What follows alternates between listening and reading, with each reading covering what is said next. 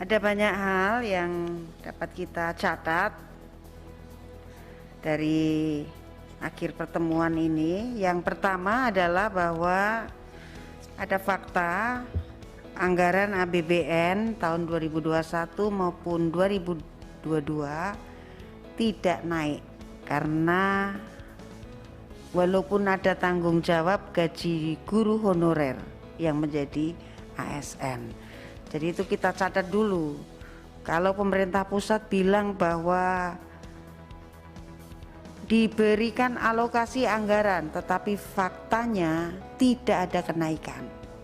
Ya, itu tidak sama situasi yang dimunculkan harapannya oleh Kemenkyu bahwa pada saat pertama kali Pak Surwan juga diundang untuk hadir bahwa gaji disiapkan dan dikirimkan melalui DAU.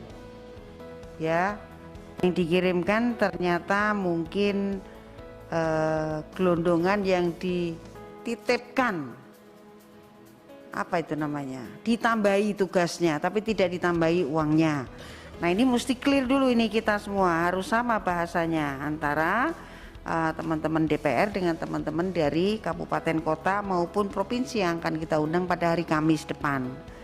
Kemudian itu juga tidak sama situasinya yang disampaikan oleh Kemendikbud pada akhir tahun 2019 di deklarasi. Saya ingat itu karena Komisi 10 diundang tapi tidak ada yang hadir. Ya, akhir tahun itu saya ingat bahwa pemerintah menyiapkan 19,6 triliun melalui APBN untuk program 1 juta guru. Berarti tidak ada yang disiapkan, wong cuma dititipkan. Gitu Pak, ya toh Pak, Pak Dede, betul ya. Kemudian supaya kita ini tidak dianggap memberikan apa tadi kata Pak Mustafa Kamal nih, PHP, angin surga. Angin surga tapi kita ternyata belum bisa masuk surga karena masih di dunia. Kemudian fakta yang kedua adalah bahwa 1 juta guru itu ternyata bukan hanya guru honorer. Yang dipersepsikan kepada publik dan diberikan pemahaman kepada teman-teman kabupaten kota, yang pertama itu adalah 1 juta guru honorer ini untuk mengangkat guru-guru yang sudah menjadi guru honorer yang ada yang didaftarkan oleh teman-teman kabupaten kota dan provinsi. Nah ternyata di tengah perjalanannya ada rekrutmen baru, maka besok yang harus kita mintakan rekomendasi adalah bahwa pemerintah untuk membedakan proses pengangkatannya supaya guru honorer itu diangkat sesuai dengan janji pemerintah. Kalau mau tambah guru baru ya tambah saja, tetapi jangan dimasukkan pada proses yang sama dengan pengangkatan honorer supaya tidak bertengkar. Kemudian yang ketiga, adanya fakta bahwa guru yang sudah lolos ada formasi tidak segera diangkat. Kalau ini mungkin tinggal menunggu waktu saja ya. Kemudian guru yang lolos tetapi tidak dapat formasi. Nah ini kami mohon nanti jika dibuka formasi ketiga, kabupaten kota yang memiliki kasus guru tidak punya formasi ini mohon untuk bisa mengusulkan. Kemudian guru yang sudah lolos dapat SK, SK-nya hanya 1 tahun atau 2 tahun. Ini tadi yang oleh Pak Kiai diusulkan supaya lah kalau bisa usulnya itu diangkat sampai umur 60 tahun walaupun ada tahapannya. Kemudian yang ketiga, 4 adalah tetap saja ada kebutuhan untuk guru PAUD, guru agama, guru penyandang disabilitas, guru bahasa daerah, guru PJOK dan guru kesenian serta tenaga pendidikan yang harus dibuatkan formasi baru.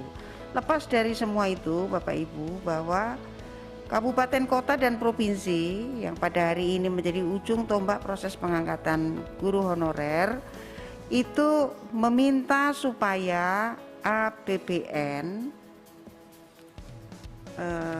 mana tadi catatan saya, nah ini itu membayarkan semua gaji dan tunjangan, ya, semua gaji dan tunjangan dari tambahan APBN kepada APBD kabupaten kota maupun provinsi. Nah, ini besok saya tegaskan, teman-teman Komisi 10 juga akan menegaskan, tentu dengan bantuan dari anggota fraksi masing-masing di komisi yang lain. Karena ini berkaitan dengan Komisi 11 dan Komisi 2. Ya, tentunya ini juga berkaitan dengan sedikit irisan di Komisi 8 untuk guru agama, karena masuknya akan di pembiayaan di Kemenak. Saya berharap dan terus berharap apa yang menjadi mimpi kita untuk memperjuangkan para guru yang menjadi faktor utama keberhasilan generasi berkualitas kita ini bisa menjadi kenyataan. Nah, sebelum kita mungkin keputusan dan kesimpulannya tidak perlu kita bacakan ya Pak Dede ya. Iya. Iya.